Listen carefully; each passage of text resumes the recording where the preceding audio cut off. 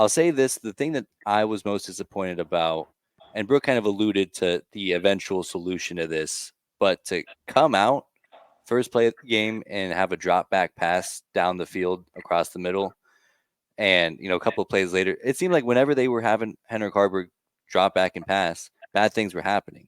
And when Henrik Haarberg has been competent this season, it's been because he's been running first, and the objective is to get him downfield with his legs or side to side with some options. If you want to call it an option, he never pitches the football, but nonetheless, getting him out into the open and then kind of working some passes from there where you get him moving. Because for some reason, he's 6'5", still can't throw it over the offensive line. That's maddening to me. But It's because he fucking throws sidearm all the time. I don't get it. So you see, not to cut you off, we'll continue your little rant that you got going on here, but it seems like when he's rolling out and he's out of the pocket, he's a decent enough passer, but he can't do it in the pocket because of his delivery, it seems. So you cut the field in half rolling out one way or the other, which stinks. But if you got to throw the ball, I think that's kind of what you got to do. Unless you have him, like on that Malachi Coleman play, you have him drop back 10 yards and the line actually holds up for a little while. Lots of ifs there. Yeah, exactly. He's just not. His delivery is frustrating to watch, as you said. And also, just watching him over the last 4 games, glad we're getting wins, but overall, he just looks super uncomfortable in the pocket.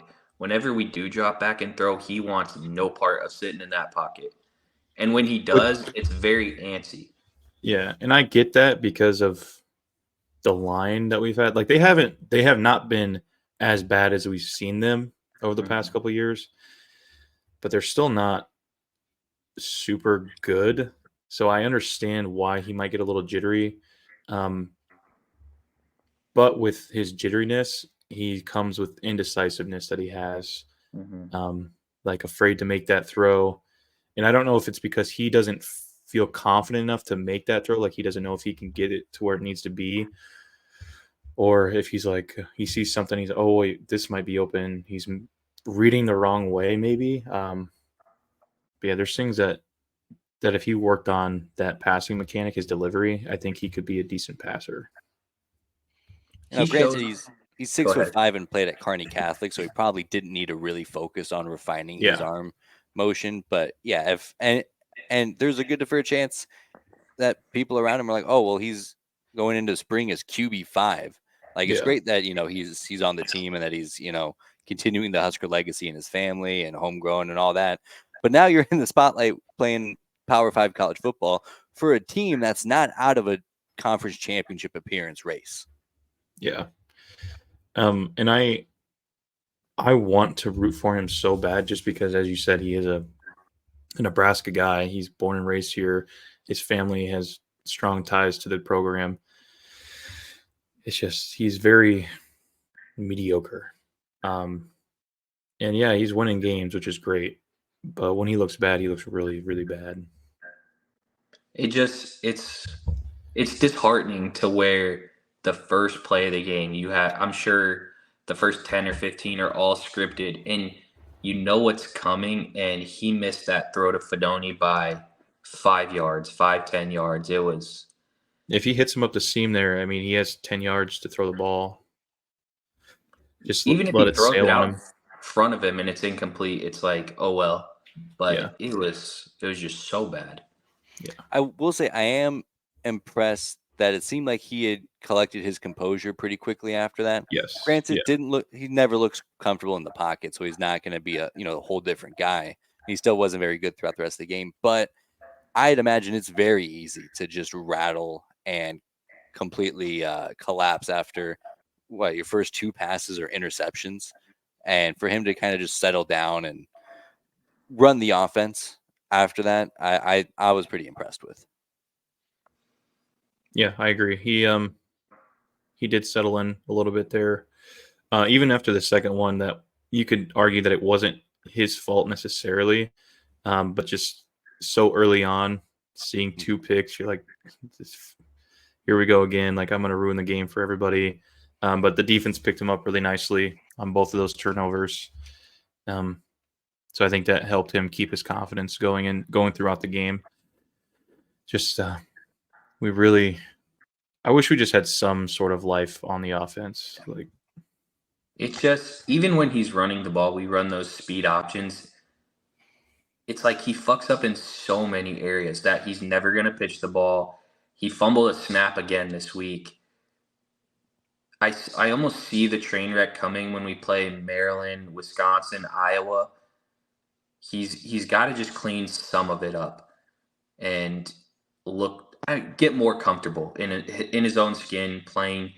It sounds like going forward he's gonna be the guy until we hear otherwise. So I guess I'm just looking for some areas of progression, and over the last 3 weeks it's just been flat. It's been the same. yeah, Doesn't and look like he's getting any better. yeah, and I'm glad you brought up the options, right? Brandon, we were talking about it during the game where I'm like, he should pitch that ball. I understand what you're saying, like keep the ball in your hands, so to limit, the turnover risk there. But my main thought on that is if he's going to be our starting quarterback, he needs to protect himself in that situation by getting rid of the ball there. And you mentioned that it was on the short side of the field. So say he misses the pitch, more than likely it's going out of bounds, right? But instead he keeps it and gets drilled on that play. So it's more so him protecting himself. If this is our option, our best option going forward, if he gets hurt, then it seems like we're screwed. So 2 things there. First of all, my biggest pet peeve in the world is running speed options like that to the short side of the field. I don't know why it's ever a good idea, because the whole point of that option is that you spread everybody out and then you read your read man and then you create stuff in space. You don't have any space on the short side of the field. It works just fine when you work to the other side of the field, and then of course you make the read. You'd like to see him pitch it more, but that blows my mind that still happens. I agree with you.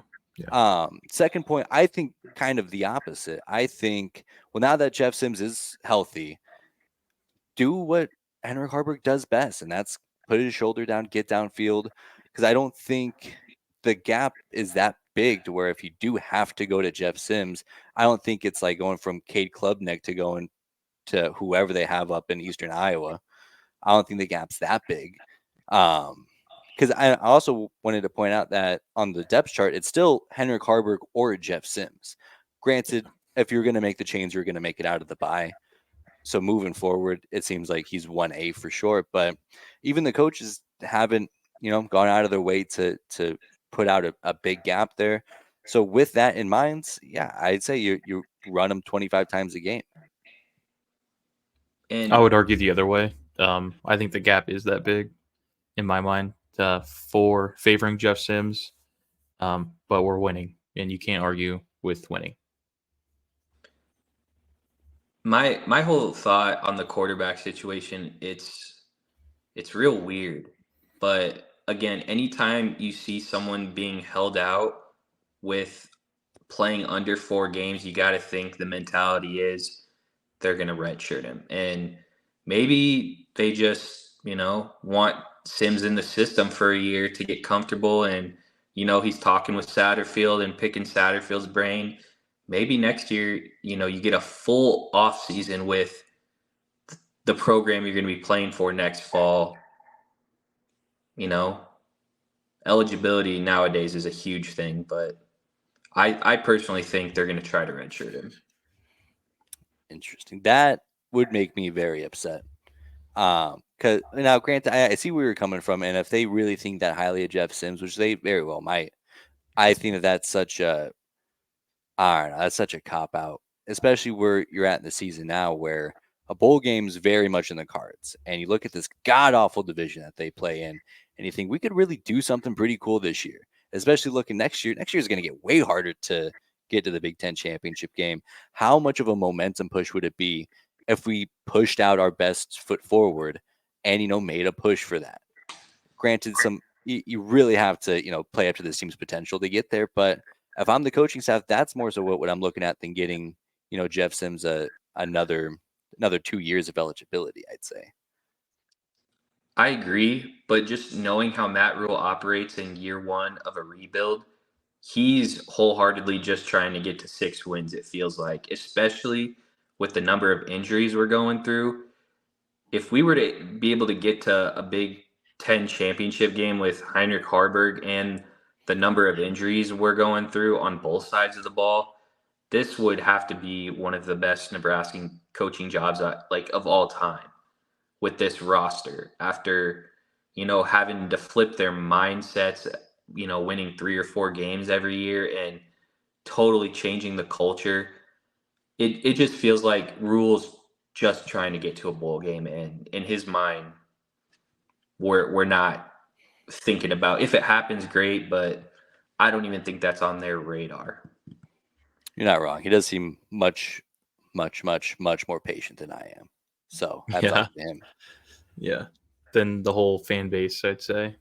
Yeah, Much that's for more sure. patient. But It's great that we even just have belief in that right now, that there's a chance that we could do that. It's crazy. I mean, we're at the end of October and we're still not out of it. Well, I mean, assuming that Minnesota doesn't run the table, which would include being Ohio State, we control our own destiny. Yeah. Absolutely. So that's not nothing.